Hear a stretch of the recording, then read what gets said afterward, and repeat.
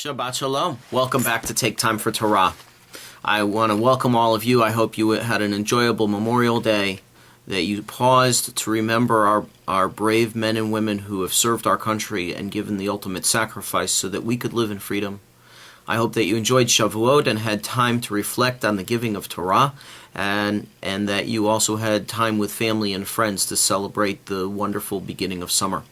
This week is Parshat Naso. Naso contains a couple of elements. Continuation of the census began last week in Bamidbar.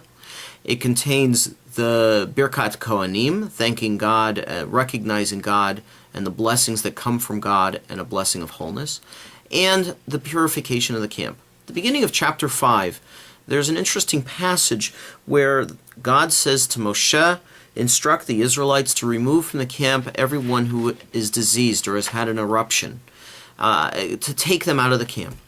And the Midrash, the elaboration on the Torah, asks a question: why do we have that here?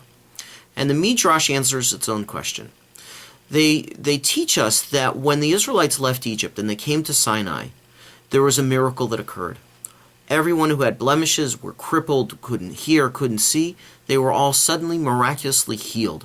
And we know that because the Torah teaches that all of Israel stood at the foot of Mount Sinai, meaning that no one was crippled. They could all stand.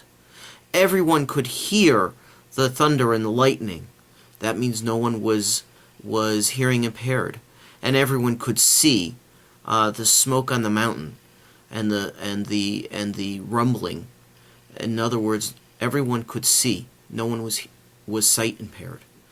But they said when they left Sinai and they started into the wilderness, they began to grumble about their situation. And so the miraculous a moment of being free and perfect began to dissipate. And so the blemishes returned, crippling returned, eyesight was dimmed, hearing was dimmed, and they could no longer be perfect. And I think about that Midrash in light of the events of this past week. This past week, the Attorney General of Israel recognized the Masorti and Reform rabbis as a community, as community leaders, and allowed for Rabbi Miri Gold, a Reform rabbi, to be chosen by her community to serve as a community rabbi. Just as in many towns in Israel, an Orthodox rabbi serves as a community rabbi, paid for, the salary paid for by the state of Israel. So now Rabbi Gold has this opportunity to continue to inspire and strengthen her community without worry that her salary will not exist or that she will be less than equal than her Orthodox colleagues. What an amazing moment that is, and what an amazing moment of healing that begins to happen. Now, it's only a partial victory.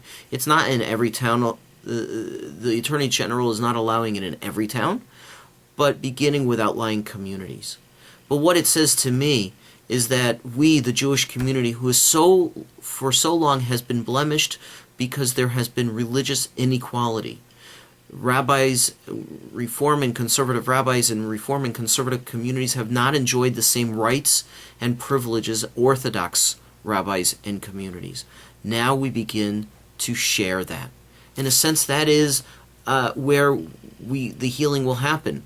As religious equality begins, as pluralism takes hold in Israel, it will strengthen the community and bring healing, a recognition that there are many faces of Torah, and that we all stood at Sinai together, hearing the Word of God, being inspired by revelation. So my prayer is that this is just the first step in the process of healing, and that one day religious equality will be seen not just here in the United States, in the Jewish community, but also in Israel as well. And that Masorti and Reform and Orthodox will all be respectful and tolerant of one another, and that the Israeli community will see Judaism not as black and white, but as filled with a panoply of colors and streams that recognize each individual's needs for getting closer to God. So I wish you a wonderful Shabbat. I encourage you to thank Prime Minister Netanyahu and the Attorney General of Israel for their efforts and for their understanding that religious equality begins not here in America, it also begins in the state of Israel. and the birthplace of Judaism, and the place that we call our spiritual Jewish home. Shabbat Shalom. Shabbat Shalom.